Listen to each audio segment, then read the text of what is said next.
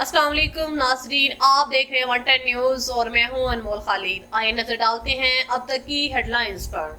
साबिक सदर आसिफ अली जरदारी ने 8 अरब की मशकूक ट्रांजैक्शन के नैब रेफरेंस में नैब तरमीमी ऑर्डिनेंस की बुनियाद पर बरी करने की इस्तदा कर दी। दरख्वास्त काबिल है या नहीं, अदालत ने फैसला महफूज कर लिया। वज़ीर आला बलोचिस्तान जाम कमाल ने चीफ इलेक्शन कमिश्नर और सेक्रेटरी इलेक्शन कमीशन से मुलाकात करके ज़हूर बल्दी की कायम मकाम सदर तैनाती को गैर कानूनी करार दे दिया।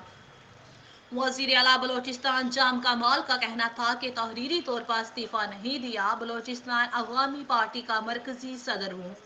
बलोचिस्तान अवामी पार्टी में कायम मकाम सदर की कोई गुंजाइश नहीं, हारिस टर्नडी के हवाले से केतरान साहब से मालूम किया जाए। बलोचिस्तान में तहरीक अदम अतमाद का मामला BAP के तर्जमान अब्दुर्रहमान केतरान ने जाम कमाल पर हारिस टर्नडी का इल्जाम लगा दिया।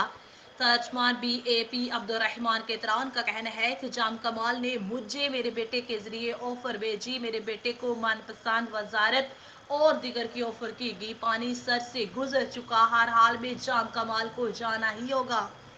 PIA ने सिक्योरिटी वजूहात के बायस काबिल के लिए फ्लाइट ऑपरेशन मुअत्तल कर दिया। तर्जमान PIA अब्दुल्ला खान के मुताबिक काबिल फ्लाइट ऑपरेशन अगले माह तक मुअत्तल रहेगा। PIA ने अफगानिस्तान की बदलती सूरत हाल के पेश नज़र 3000 के करीब ऑफर का इनखला किया। इन अफराद में अक़वाम मुत्तहिदा, आलमी बैंक, IMF समेत दिगर आलमी इदारों और आलमी मीडिया के इदारों के सहाफ़ी शामिल थे। वज़ीर आज़म इमरान खान ने PTI की पार्लिमानी पार्टी का हंगामी अजलास आज तलब कर लिया। इस हवाले से तहरीक इंसाफ के तमाम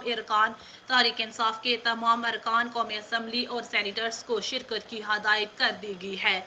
वज़ीर आज़म अहम सियासी कौमी अमूर पर पार्लिमानी पार्टी को अतमाद में लेंगे।